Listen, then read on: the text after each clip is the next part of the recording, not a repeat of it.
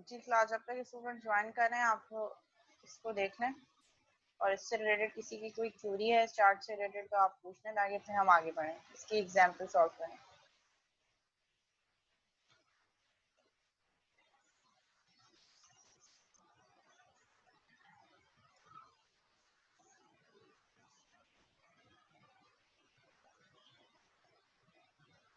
जी किसी को कोई क्यूरी नहीं है? रिलेशनशिप समझ में आ गया कि जरूरी नहीं है कि अगर एक एट्रीब्यूट बहुत लो है तो उसकी वैल्यू भी लेस देन 1 हो।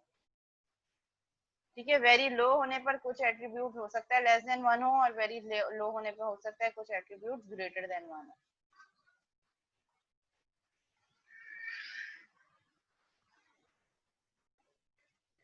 ठीक है, मैं इसको एक और एग्जांपल के साथ भी एक्सप्लेन कर देती हूँ। अभी तो हमने रिलायबिलिटी और उसका देखा है, क्या कहते हैं, एनालिस्ट कैपेबिलिटी। अब हम मैं एक और रिलेशनशिप आपको एक और रिलेशनशिप के थ्रू इसको एक्सप्लेन करने की कोशिश करती हूँ। लेट्स से एग्जीक्यूशन टाइम, या हम ये ले लेते हैं, और क्या चीज ले सकते हैं, प्रोडक्ट कॉम्प्लेक्सिटी और प्रोग्रामर एबिलिटी।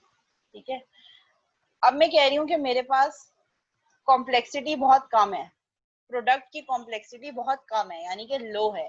तो लो का मतलब है अगर प्रोडक्ट की कॉम्प्लेक्सिटी बहुत कम है तो इसका जरूरी मतलब नहीं है, लो होने का मतलब ये नहीं है कि वैल्यू हमेशा 1 से कम होगी। लो होने पे भी कुछ फैक्टर्स ऐसे हैं जो ग्रेटर देन 1 हो सकते हैं। ठीक है, अब हम बात कर रहे हैं प्रोडक्ट की कॉम्प्लेक्सिटी की। लेट से मैं कह रही हूँ कि मुझे प्रोडक्ट की कॉम्प्लेक्सिटी लो पर है, लो साइड पर है। तो अगर हम प्रैक्टिकली देखें, कॉम्प्लेक्सिटी कम है, बहुत ज्यादा चीजें एक दूसरे पर डिपेंडेंट नहीं है, फीचर्स आपस में इंटरकनेक्टेड नहीं है, कॉम्प्लेक्सिटी कम है, कम फीचर्स है। ठीक है, तो जब प्रोडक्टिव हमारे पास कॉम्प्लेक्सिटी कम है, लो साइड पे, लो साइड का मतलब है कम है प्रोडक्टिव, तो जब कॉम्प्लेक्सिटी कम है तो प्रोजेक्ट की ओवरऑल कॉस्ट भी कम होगी। ठीक है, अगर कॉम्प्लेक्सिटी बहुत ज्यादा होती मैं और फीचर्स ऐड करती चली जाऊं तो कॉम्प्लेक्सिटी बढ़ जाएगी। तो जब कॉम्प्लेक्सिटी लो से हाई पे चली जाएगी तो 0.70 से 1.30 पे चली जाएगी, यानी कि प्रोजेक्ट की ओवरऑल कॉस्ट को बढ़ाएगी।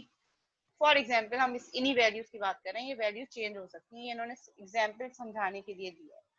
ठीक है, ये वाली एग्जाम्पल क्लियर है कि जब प्रोडक्ट कॉम्प्लेक्सिटी लो पर होगी तो उसकी वैल्यू लेस देन 1 होगी, इट मींस के प्रोजेक्ट की कॉस्ट को कम करेगा। और अगर प्रोजेक्ट की कॉम्प्लेक्सिटी बहुत ज्यादा है, फीचर्स आपस में इंटरकनेक्टेड है, लिंक्ड है, तो क्या होगा, हाई साइड पर है, तो इसकी वैल्यू ग्रेटर देन 1 होनी चाहिए, it means it can increase overall cost of the project. Similarly अब हम बात करते हैं प्रोग्रामर की कैपेबिलिटी या प्रोग्रामर का एक्सपीरियंस, लेट से और आसान कर देते हैं। ठीक है, मैं कह रही हूँ प्रोग्रामर का एक्सपीरियंस लो साइड पर है, मतलब प्रोग्रामर का एक्सपीरियंस इतना अच्छा नहीं है, 2 मंथ्स का एक्सपीरियंस है, लो है। ठीक है, अब जब प्रोग्रामर का एक्सपीरियंस कम है तो it will increase my cost, क्योंकि जो उसको चीजें समझने में टाइम लगेगा, हो सकता है वो वीक कोड करे, अच्छा क्वालिटी कोड ना करे, चीजों को प्रॉपर अंडरस्टैंड ना करे, चीजों को समझने में टाइम ले, तो टाइम भी बढ़ेगा और कॉस्ट भी बढ़ेगी, एफर्ट भी बढ़ेगा और टाइम भी बढ़ेगा। जब एफर्ट बढ़ेगा तो कॉस्ट भी बढ़ेगी, कॉस्ट बढ़ेगी टाइम भी बढ़ेगा। तो एनएल अगर मैं कह रही हूँ कि प्रोग्रामर लो साइड पर है, तो लो साइड होने पे वो प्रोजेक्ट की कॉस्ट को बढ़ाएगा, तो जब प्रोजेक्ट की कॉस्ट को बढ़ाएगा इसीलिए हमने उसको 1 से ग्रेटर वैल्यू दी है। सिमिलरली अगर मैं कह रही हूँ कि एनालिस्ट की कैपेबिलिटी बहुत अच्छी है, बहुत हाई प्रोफाइल जो है वो मेरे पास प्रोग्रामर है जिसकी कोडिंग टेक्निक्स बहुत अच्छी हैं, बहुत शार्प कोडर है। ठीक है, तो वो क्या हाई पर है। ठीक है, बहुत हाई जो है वो हाई प्रोफाइल प्रोग्रामर है, तो जब वो हाई साइड पर है तो उसकी वजह से मेरे प्रोजेक्ट की कॉस्ट कम होगी, वो चीजों को जल्दी एनालाइज करेगा, अच्छा कोड करेगा, क्वालिटी होगी तो बग्स कम आएंगे, बग्स कम आएंगे तो रीवर्क कम होगा, एफर्ट कम लगेंगे, री कॉस्ट नहीं होगी, ज्यादा से आपको बार बार कॉस्ट नहीं करना पड़ेगा, जल्दी से चीजों को एनालाइज करके इम्प्लीमेंट कर देगा। तो ऐसे सिनेरियो पे जब बहुत हाई है मेरे पास प्रोग्रामर की कैपेबिलिटी, तो ये क्या करेगा, प्रोजेक्ट की ओवरऑल कॉस्ट को कम करेगा। तो that is the relationship between, के जरूरी नहीं है कि हर फैक्टर लो होने पर लेस देन 1 हो या ग्रेटर देन 1 हो, इट डिपेंड कि उसका इम्पैक्ट क्या पड़ रहा है। अगर मेरे पास डेटाबेस का साइज मुझे चाहिए बहुत ज्यादा, ठीक है, हाई साइड पे, तो it would increase my cost. और अगर मैं कह रही हूँ कि डेटाबेस का साइज लो है, मतलब बहुत ज्यादा मुझे डेटाबेस साइज नहीं चाहिए, इंक्रीज नहीं करना मुझे अपना साइज, तो it will reduce the cost, project की ओवरऑल कॉस्ट कम होगी। और अगर मैं कह रही हूँ कि मुझे बहुत ज्यादा साइज चाहिए, लेट से मुझे अपने डेटा स्टोर करने के लिए स्टोरेज स्पेस बढ़ानी पड़ेगी, तो कॉस्ट बढ़ेगी प्रोजेक्ट की, वेरी हाई पे चला जाएगा। ठीक है। तो ये दैट इज द रिलेशनशिप। अगर प्रोग्रामिंग लैंग्वेज एक्सपीरियंस, एक और एग्जांपल से मैं आपको देती हूँ, जो जिस प्रोग्रामिंग लैंग्वेज पे काम हो रहा है या जो इस प्रोजेक्ट को रिक्वायरमेंट होगी जिस प्रोग्रामिंग लैंग्वेज पे काम करने की, अगर उसका एक्सपीरियंस कम है, लोगों को उस पर काम करना नहीं आता, तो it will increase the cost. तो लो होने पर इसीलिए हमने इसको ग्रेटर देन 1 रखा है। अगर मैं इसको लेस देन 1 कर देती मीन्स ये रिवर्स हो जाता कि अगर एनालिस्ट या लैंग्वेज एक्सपीरियंस कम है और प्रोजेक्ट की, ठीक है, अगर आपके पास एक्सपीरियंस कम है लैंग्वेज का, तो फिर प्रोजेक्ट की, इसलिए हमने इन फैक्टर्स को ग्रेटर देन 1 रखा है। क्लियर हो गया यहाँ तक?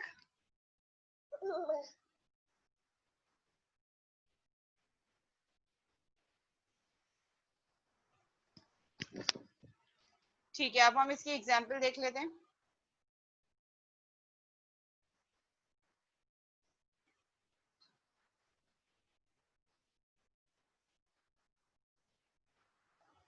ठीक है, और फिर ये इन्होंने क्या बताया कि क्या रिलेशनशिप है। ठीक है, कि हम किस बेसिस पे कह रहे हैं कि कम है, लो है, हाई है, तो कितना है। ठीक है, अगर हम कह रहे हैं एनालिस्ट एक्सपीरियंस अगर less than is equal to 4 month, तो हम क्या कह रहे हैं कि लो साइड पर है। सिमिलरली अगर हम कह रहे हैं प्रोग्रामर कैपेबिलिटी जो है या एनालिस्ट एक्सपीरियंस जो है वो 3 इयर्स है, तो नॉमिनल है। और अगर एनालिस्ट एक्सपीरियंस 6 ईयर है, तो हम कह रहे हैं बहुत हाई है। और अगर 12 ईयर का एक्सपीरियंस है, तो हम उसको वेरी हाई के अंदर डिटरमाइन कर रहे हैं। इसी तरह हम कह रहे हैं एक्सपीरियंस कितना है, लैंग्वेज एक्सपीरियंस। इसी तरह जो हम ऑपरेटिंग सिस्टम यूज कर रहे हैं, मॉडर्न प्रोग्रामिंग लैंग्वेज यूज कर रहे हैं, अगर नो यूज अब तक आज तक कभी यूज नहीं किया, तो उसका एक्सपीरियंस वेरी लो होगा। मींस कोई नई टेक्निक आई, नया टूल आया, उस नए टूल पे आपने आज तक कभी काम ही नहीं किया, तो ये क्या है, वेरी लो। लेकिन इसकी कॉस्ट जो है ये 1 पॉइंट अबव होगी। यानी कि एक कोई नया टूल आया है, बट ये रिक्वायरमेंट है कि ये प्रोजेक्ट आपने इस प्रोजेक्ट में ये टूल यूज करना है, लेकिन आपका एक्सपीरियंस बहुत लो है, आपने इस पे काम नहीं किया, तो पहले आपको उसको अंडरस्टैंड करना पड़ेगा, उसके ट्रेनिंग सेशंस रखने पड़ेंगे, वर्कशॉप्स रखनी पड़ेंगी, एक बंदा हायर करना पड़ेगा जो आपको ट्रेन करे, तो ट्रेनिंग वाला जो प्रोसीजर है। और फिर जो आपका स्टाफ है जो ट्रेनिंग ले रहा होगा, वो अपने काम छोड़ के जो अपने लिए ट्रेनिंग का टाइम निकालेगा, तो उसकी वजह से उनके वो चीजों का भी टाइम बढ़ेगा, तो ओवरऑल कॉस्ट बढ़ेगी। ठीक है, तो ये वाला फैक्टर जो है अगर वेरी लो है, तो it would increase your overall cost, तो हम इसको ग्रेटर देन 1 रखेंगे।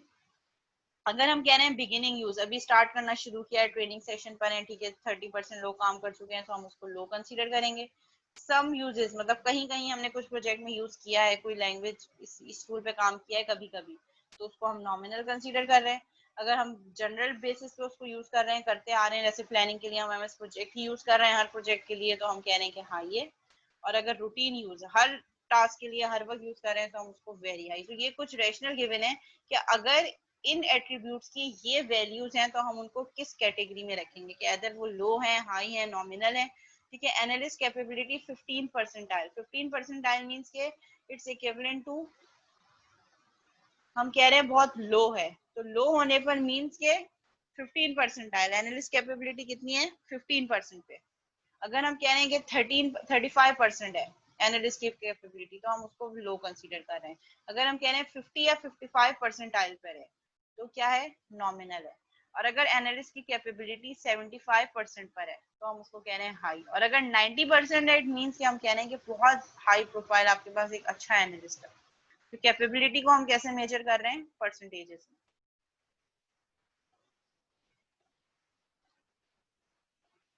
ठीक है, इसकी एग्जाम्पल आ गई।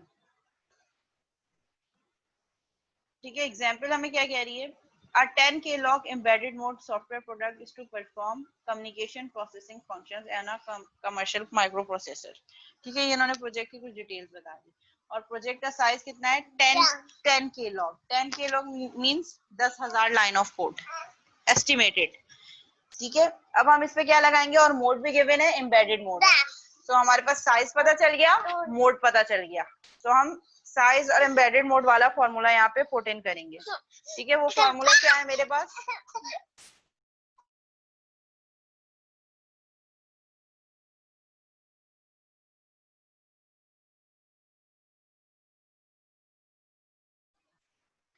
ठीक है, तो मुझे साइज पता चल गया 10K लॉग, और मुझे मोड पता चल गया और मेरे पास लेवल कौन सा है, इंटरमीडिएट। तो हम जाके देखेंगे कि इंटरमीडिएट कोकोमो का मेरे पास क्या फॉर्मूला है। इंटरमीडिएट है, हमारे पास मोड क्या था, एम्बेडेड, तो हम ये इंटरमीडिएट वाला फॉर्मूला यूज करेंगे। ए की वैल्यू 2.8, साइज 10 गिवन है, और बी की वैल्यू 1.20, और सी का भी उन्होंने जिक्र नहीं किया, आगे नेक्स्ट स्लाइड में सी बताएंगे कि सी कैसे निकालना है।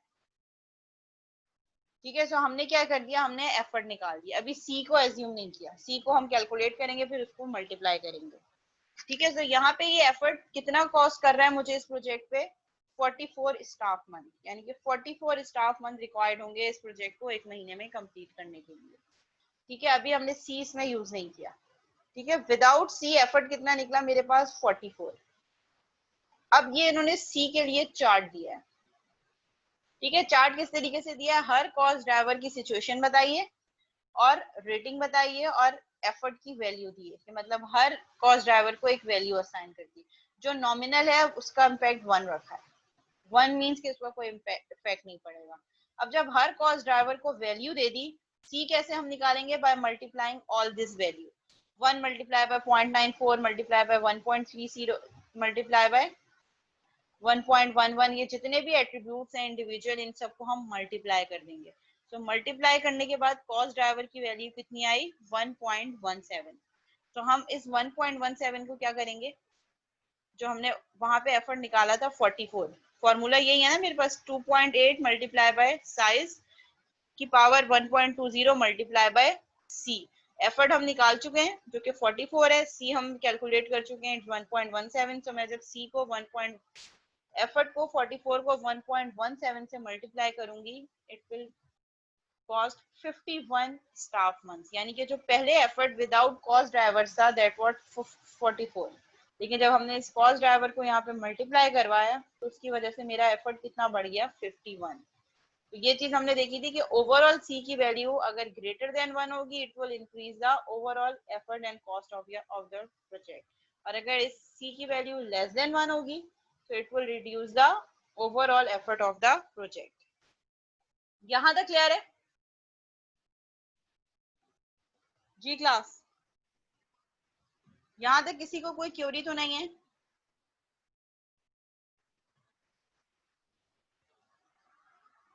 ओके, सबको क्लियर है।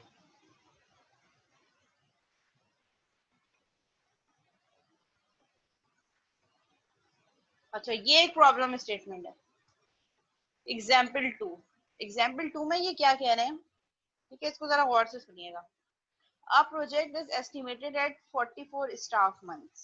ठीक है, हमने इस प्रोजेक्ट, इन्होंने स्टाफ मंथ निकाल दिया, कैलकुलेशन की हुई है, एफर्ट निकाल दिया है। A project is estimated at 44 staff months। ठीक है, now using more capable personal on the project, अगर हम और जो है वो कैपेबल पर्सन को ऐड कर रहे हैं अपने प्रोजेक्ट में, जो कि डिक्रीज करेगा एसीएपी और पीएसीएपी को 1 से हाई पे 0.86, यानी कि हम 2 नए लोग हायर कर रहे हैं जो कि एक बहुत अच्छा एनालिस्ट है और एक बहुत अच्छा प्रोग्रामर है। जब हम उन 2 नए लोगों को हायर कर रहे हैं तो हमारे पास नॉमिनल प्राइस कहाँ जा रही है, 1 से हाई पे जा रही है 0.86। नॉमिनल 1 है, मतलब कोई इफेक्ट नहीं होगा, लेकिन जब 2 लोग हमने ऐड किए तो 2 लोगों को ऐड करने की हमारे पास कॉस्ट कितनी होगी, 1 से 0.86, यानी कि इसको जब मैं अच्छा कैपेबल आ गया तो 0.86 वेरी हाई पे, अच्छा प्रोग्रामर आ गया 1 से हाई पे चला गया 0.86। But the staff cost increases from 5000 to 6000 पर स्टाफ मेंबर, यानी कि पहले जब 44 स्टाफ मेंबर्स थे, स्टाफ मेंबर्स थे, तो हम उनको 5000 दे रहे थे, लेकिन जब हमने नए एनालिस्ट कैपेबल और प्रोग्रामर ऐड किए तो अब उनकी कॉस्ट को हमने 5000 से बढ़ा के 6000 करना पड़ा, और बाकी सारे कॉस्ट ड्राइवर्स की वैल्यू नॉमिनल रही। तो अब आप मुझे ये बताएं कैलकुलेट करके, ये मेरा सारा आप सब स्टूडेंट से क्वेश्चन है कि whether we should add this new person और नॉट, और ये आप मुझे कैलकुलेट करके बताएंगे।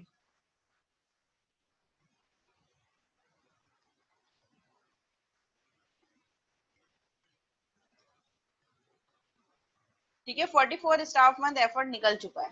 ठीक है, आपने एफर्ट और डेवलपमेंट टाइम कुछ कैलकुलेट नहीं करना। ठीक है, हमारे पास एफर्ट निकल चुका है, दैट इज 44 स्टाफ मंथ, लेकिन वो कह रहे हैं कि अब हम और नए लोग हायर कर रहे हैं, लेकिन अच्छे लोग हायर कर रहे हैं, और उन अच्छे लोगों को मतलब नए लोगों को हायर कर रहे हैं, तो उनको हायर करने पे बाकी सारे फैक्टर्स तो नॉमिनल रहेंगे 1.0, लेकिन ये जो 2 फैक्टर्स हैं, ये 0.86 और 0.86, यानी कि मेरे पास सी कितना आ गया, 0.74। तो जब एफर्ट निकल गया, पहले 44 थे, जब हम नए लोग हायर कर रहे हैं तो सी की वैल्यू 0.74 हो गई। बट ओवरऑल जो कॉस्ट है वो 5000 से बढ़ के 6000 हो गई पर स्टाफ मंथ। तो आप मुझे ओवरऑल कैलकुलेशन करके बताएं दोनों सिनेरियोज में कि विदाउट यूजिंग कैपेबल पर्सन तो क्या कैलकुलेशन ओवरऑल प्रोजेक्ट की कॉस्ट एफर्ट होता, और after adding this to capable person अब प्रोजेक्ट की कॉस्टिंग क्या होगी। दोनों का डिफरेंस कैलकुलेट करके मुझे बताते हैं अगर दे शुड मूव और नॉट।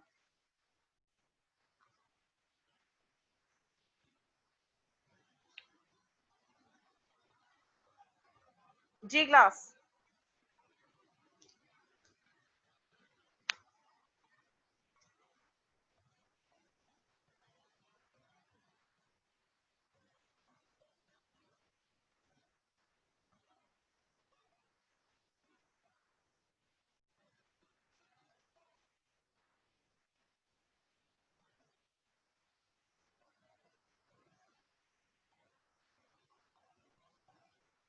शुड नॉट मूव, अच्छा ये मुझे प्राइवेटली सेंड कीजिएगा आप ये जो कैलकुलेशन कर रहे हैं। क्यों मूव नहीं करना चाहिए, जो लोग कह रहे हैं वो उसकी पूरी कैलकुलेशन बताएं, और जो लोग कह रहे हैं कि मूव करना चाहिए वो भी उसकी कैलकुलेशन बताएं।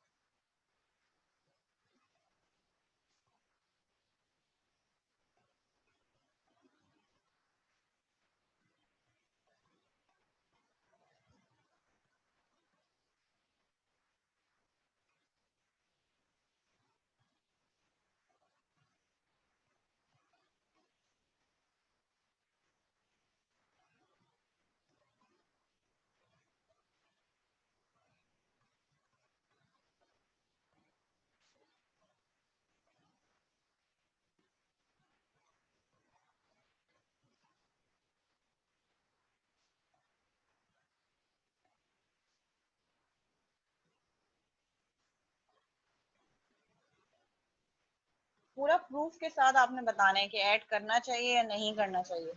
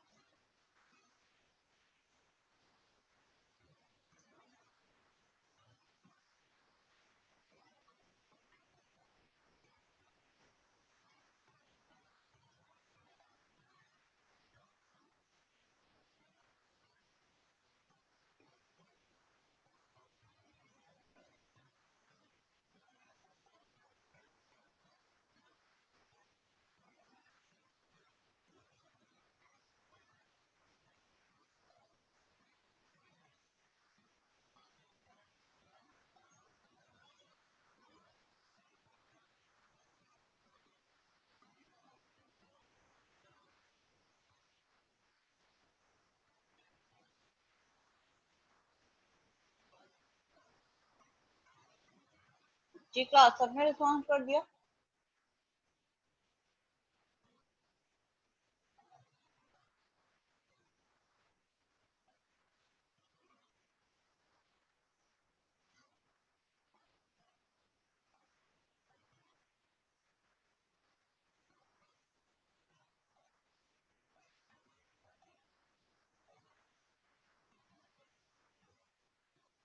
इफ्रा क्यों करना चाहिए, रीजन बताएं लॉजिकल कैलकुलेशन के साथ।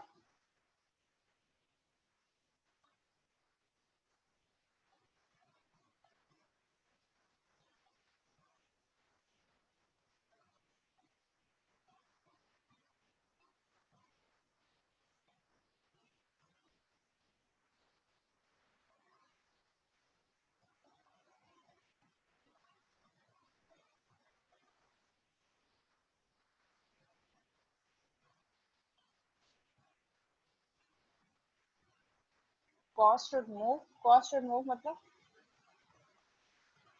आदिल।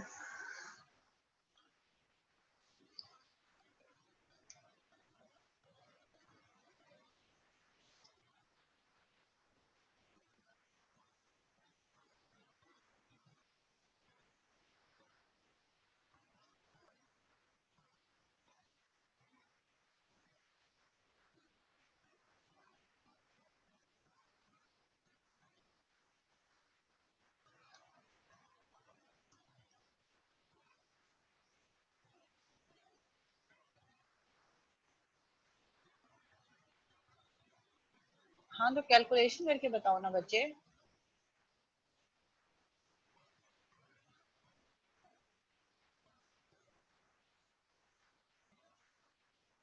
जी रवा, क्यों आपने अपनी स्टेटमेंट चेंज कर दी? अब्दुल बारी। जी अब्दुल बारी, कोई क्वेश्चन है तो चैट चैट पे अभी पूछना है, अभी बोनस एक्टिविटी चल रही है, बीच में क्वेश्चन।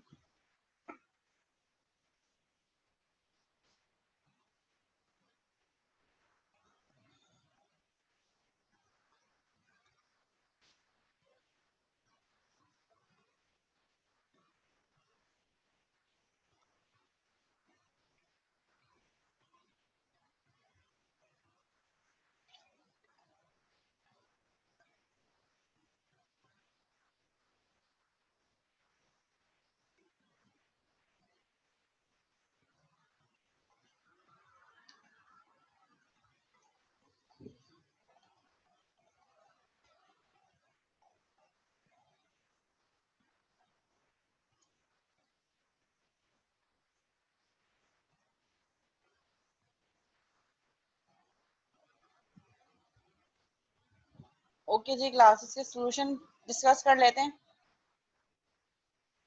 जिन जिन लोगों को बोनस मार्क्स मिले हैं उनके नाम मैं बता देती हूँ, आप अपने पास भी नोट कर लें कि मैं किस किस को मैंने बोनस दिया है। अहमद आप सीआर है ना, आप जरा नोट करते जाए नाम में जिसका कॉल करिए।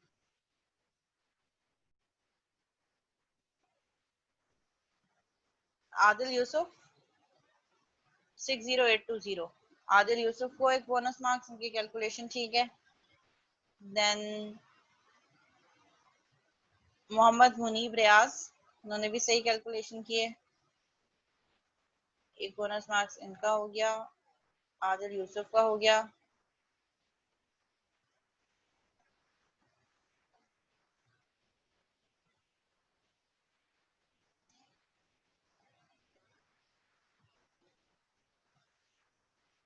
रवाहा ने एंड टाइम पे अपनी स्टेटमेंट चेंज कर दी। एंड देन मोहम्मद फैजान, आदिल यूसुफ, रवाहा, मोहम्मद मुनीब रियाज,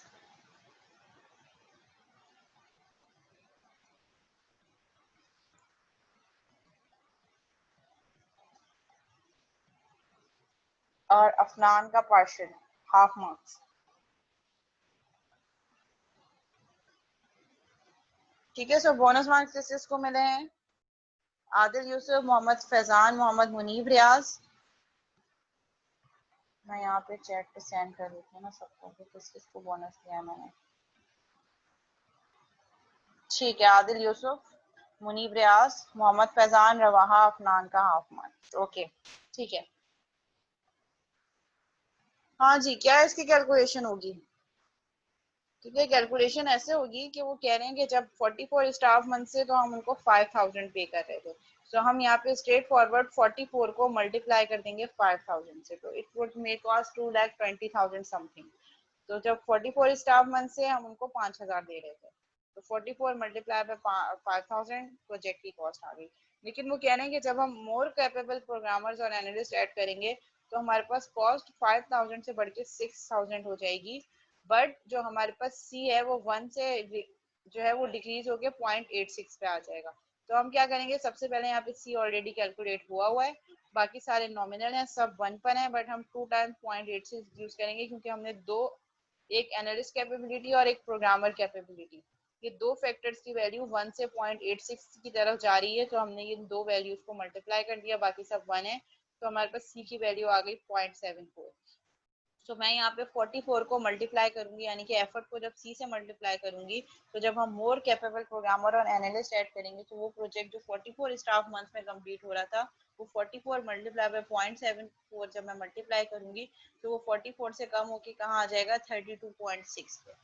तो अब एफर्ट कितने हो गए, 32.6। अब हमें इनको कितने देने पड़ेंगे, 6000। तो जब मैं 6000 को 32.6 या 33 से मल्टीप्लाई करूंगी तो ये मेरे पास बनेगा अप्रोक्सीमेटली 1,96,000 या 98,000।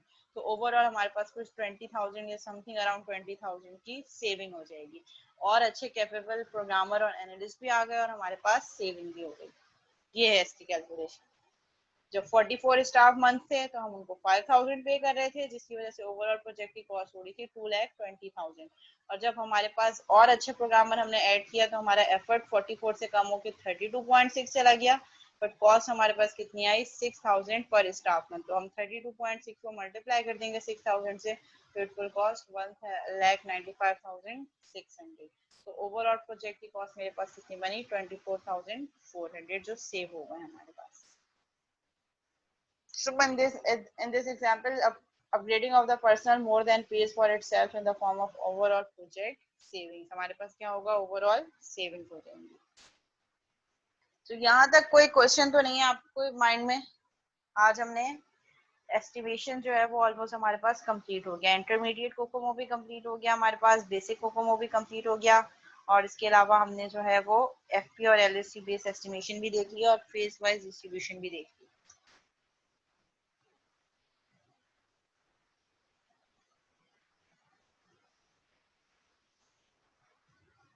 जी क्लास यहाँ तक क्लियर है?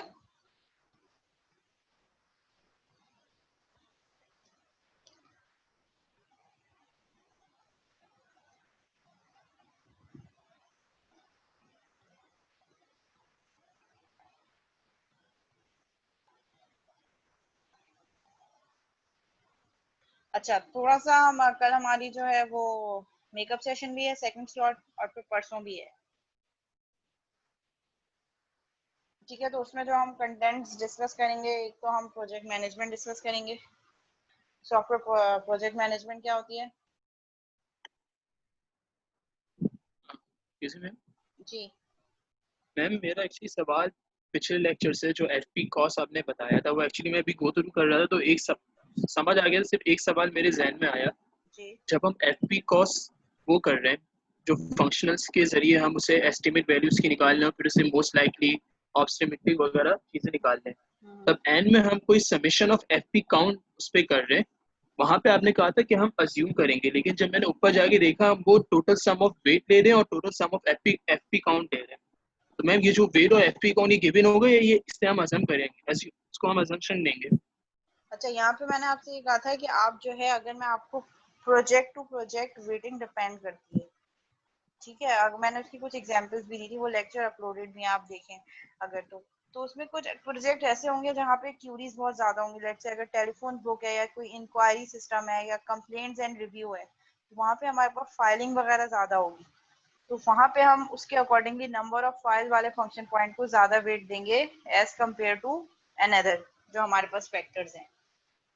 तो वो जो वेट है वो प्रोजेक्ट टू प्रोजेक्ट अगेन वो वैल्यू जो है वो मैटर कर रही होंगी। अगर आपको लग रहा है कि एक्सटर्नल इंटरफेसेस बहुत ज्यादा हैं, जैसे अटेंडेंस वाला सिस्टम है, इसमें पेरोल है, तो पेरोल में एम्प्लॉय की अटेंडेंस भी आएगी, अटेंडेंस के लिए हमने बारकोड रीडर अलग इंटरफेस भी ऐड किया है, वहाँ पे नंबर ऑफ एक्सटर्नल इंटरफेसेस का वेटेज ज्यादा होगा। तो it can vary from project to project. Project की नेचर को देखकर हम देखेंगे कि इस एफपी की हमारे इस प्रोजेक्ट में क्या वेटेज या क्या वेटेज बेसिकली प्रायोरिटी बता रहा होता है। तो जिसका फंक्शन पॉइंट का प्रोजेक्ट में प्रायोरिटी ज्यादा होगी उसकी वेटेज की वैल्यू ज्यादा होगी।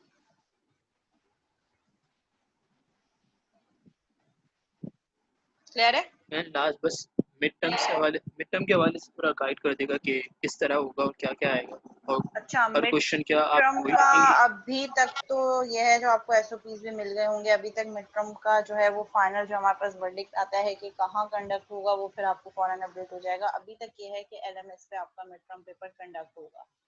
ठीक है, एलएमएस पे टाइम गिवन होगा, 2 आवर्स का ड्यूरेशन है आपके पास, और क्वेश्चंस गिवन होंगे।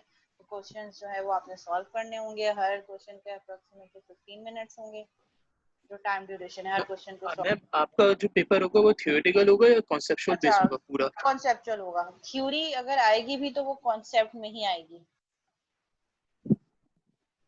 ठीक है, थ्योरी अगर आएगी तो वो कॉन्सेप्चुअली आएगी। जैसे हमने प्रोसेस मॉडल्स देखे हैं, तो उसमें मैं आपको कुछ डिफरेंट सिनेरियोज दे दूंगी। उस सिनेरियो के अकॉर्डिंगली मैं आपसे कहूंगी कि आप मुझे बताएं कि इस सिनेरियो के अकॉर्डिंगली आपको क्या लग रहा है कि कौन सा प्रोसेस मॉडल इस पे बेस्ट फिट हो रहा है। तो वो फिर यही होगा कि उस प्रोसेस मॉडल की पूरी अंडरस्टैंडिंग होगी आपको, तभी आप इम्प्लीमेंट कर सकते हैं। ऐसा भी हो सकता है कि मैं आपको कहूँ कि आप एज अ बिजनेस एनालिस्ट हैं या आप प्लानर हैं, तो आप जो है एक प्रोजेक्ट में आपको दे दूंगी, उसके फीचर्स बता दूंगा, मैं आपसे उसको कहूँ कि आप उसको फीचर्स में ब्रेक करके उसकी पूरी प्लानिंग कर दें। किस प्लान में क्या क्या चीजें होंगी, क्या क्या चीजें, मतलब जो हमने प्लानिंग का फीचर एक देखा था। या मैं ये भी कह सकती हूँ कि आप ये एक प्रोजेक्ट है, लेट्स से एक XYZ प्रोजेक्ट है, उसके फीचर्स आप खुद से डिसाइड करें, और फीचर डिसाइड करने के बाद आप क्या करें, आप उसकी जो है वो प्रोटोटाइपिंग दिखा दें, मतलब डायग्राम बना के हैंड रिटन कि ये लॉगिन पेज होगा, आगे जाएंगे तो ये होगा। मतलब एक एज अ एनालिस्ट आपने जो है उसका मॉडल जनरेट करना है प्रोटोटाइपिंग की बेसिस पे। ऐसा भी हो सकता है कि मैं आपसे कहूँ कि कोई एक प्रोसेस मॉडल यूज करते हुए, एक सॉफ्टवेयर है, आप उस सॉफ्टवेयर को इस प्रोसेस मॉडल को यूज करते हुए इम्प्लीमेंट करें। मतलब उसके क्या क्या टास्क होंगे, आप कैसे करेंगे। जैसे हमने स्क्रम की एक केस स्टडी देखी थी, तो वो case study based sort of आ सकता है। और ये जो हमारे पास ये एस्टिमेशन है, सो एस्टिमेशन के लिए भी इस तरीके से कुछ क्वेश्चन होंगे, जिस तरह ये सिनेरियो बेस्ड क्वेश्चन था। जैसे अभी आपने बोनस मार्क्स की एक्टिविटी है, ऐसा भी हो सकता है, डिफरेंट कैलकुलेशंस हो सकती हैं। इसमें एजम्पशंस भी हो सकती हैं, जहाँ मैं एज्यूम करने को कहूँ वहाँ मैं हो सकता है रेंज भी दे दूँ, किस रेंज के अंदर से आप एज्यूम करें। नहीं, एमसीक्यूज वगैरह मैं नहीं दूंगी। Total scenario based logical paper बनाने की मेरी कोशिश है। और उसमें आप ऐसा भी हो सकता है कि मैं कहूँ कि आप यूज केस डायग्राम जनरेट कर लें। ठीक है, इसका एक क्विज भी हो चुका है यूज केस का। ठीक है, सो बेसिकली एनालिसिस आप कैसे कर रहे हैं, जाहिर है मैं ये तो पूछ नहीं सकती कि कोड राइट डाउन करें या सॉफ्टवेयर इम्प्लीमेंट करके देख लें। ठीक है, सो जो अभी तक जो चीजें हमने पढ़ी हैं, नहीं एक्स्ट्रा टाइम तो नहीं होगा, मिड में नहीं है एक्स्ट्रा टाइम अभी, लेकिन अभी फर्दर जो हमारे पास और डिटेल्स आती हैं तो फिर आपसे शेयर करेंगे कि फाइनल क्या डिसाइड हुआ है। अभी तक का जो था वो मैम मैंने ये तो फिर आपको बता 15 दिया। मिनट बहुत कम हो जाएंगी। मैम जिस तरह पेपर बता रही कि इसका कॉन्सेप्चुअल होगा, मैम 15 हम्म। मिनट तो एक क्वेश्चन के लिए बहुत कम होगा। नहीं, ऐसा नहीं होगा कि बहुत ज्यादा सिनेरियोज होंगे, मतलब वो अकॉर्डिंग टू 15 मिनट्स ही होंगे। मैपिंग आपने करनी होगी 15, विद इन 15 मिनट एक क्वेश्चन कंप्लीट हो जाएगा। बस कॉन्सेप्ट क्लियर होने चाहिए। अगर मैं कह रही हूँ कि सिनेरियो है और आप बताएं कि कौन सा प्रोसेस मॉडल आप चूज कर रहे हैं और क्यों कर रहे हैं, तो अगर प्रोसेस मॉडल की आपको अंडरस्टैंडिंग है तो आई डोंट नो कि उसमें 10 मिनट से ज्यादा टाइम लगेगा आपको। सिनेरियो पढ़ के आपको समझना ही होगा ना सिर्फ, और सारे प्रोसेस मॉडल रिवाइंड करने होंगे कि ठीक है इसमें क्या क्या फीचर्स है, क्या क्या फंक्शनैलिटीज हैं, कौन सी चीज मैप हो रही है, कौन सी नहीं हो रही। ऐसा भी हो सकता है कि आप कॉम्बिनेशन और प्रोसेस मॉडल बताएं कि इसमें हम जो है वो प्रोटोटाइपिंग भी यूज करेंगे, और हम इसमें जो है वो इंक्रीमेंटल मॉडल यूज कर सकते हैं, या हम स्पाइरल के साथ प्रोटोटाइपिंग यूज करें। मतलब it's totally up to you कि आप उन रिक्वायरमेंट्स को कैसे गैदर करके कौन सा प्रोसेस मॉडल चूज कर रहे हो।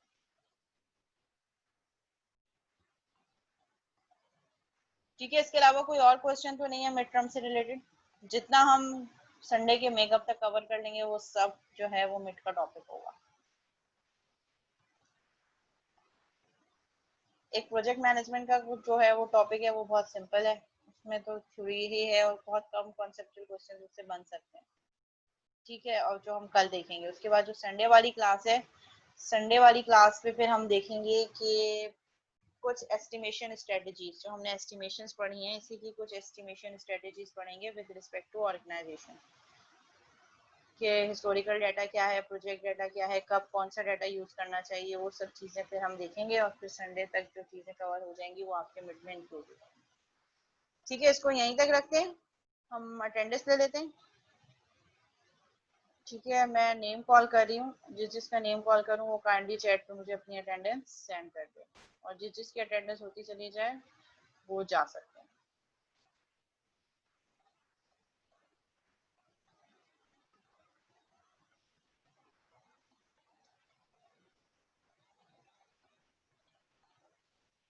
ओके, मोहम्मद जैन,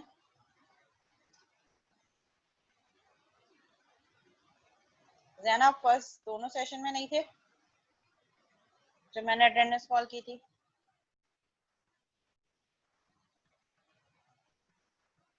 शुजा अहमद, मुबशिर हुसैन,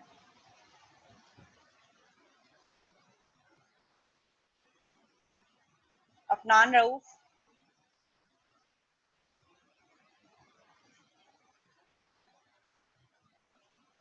महबूब अहमद, महबूब अहमद,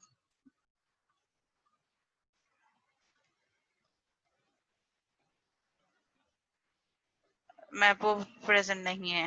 हुसैन इसहक, मोहम्मद हसनैन, मोहम्मद फवाज,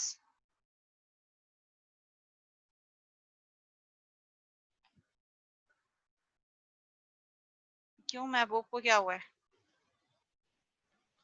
मोहम्मद फवाज, फवाज नहीं है। मोहम्मद अब्दुल्ला आरिफ, मोहम्मद हसन और हसान, मोहम्मद हसन, मैसम अब्बास, मैसम फर्स्ट सेशन में नहीं थे। Mohammad Adnan Aleem, Adnan Aleem, Ubaid Shaukat,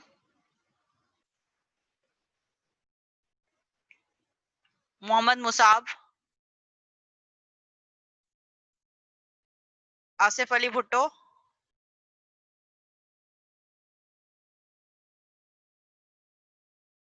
Asif Ali Bhutto absent, Syed Moiz Ali, Shayan Akhtar, Salakeen Mushtaba, Salakeen Mushtaba absent, Iqra Zeenat absent,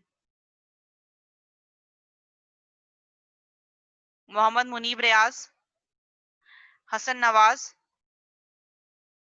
Hasan Nawaz, Isar Ahmed 8989, Roshni, Israr Ahmed 9094, Sabiuddin absent, Ifra Zahid, Abdul Bari present, okay, Rawaha, Sheikh Jawad Ahmad, और भी फर्स्ट सेशन में नहीं थे। हसन यूसुफी, अहमद अली, मोहम्मद उस्मान, उसामा मारूफ, आप भी फर्स्ट सेशन में नहीं थे। हाफिजा समीन नजर, मोहम्मद फैजान, मोहम्मद बिलाल, मोहम्मद हसीब हन्नान, आदिल यूसुफ, अब्दुल राफे, मोहम्मद तौसीक, तलहा सिद्दीकी।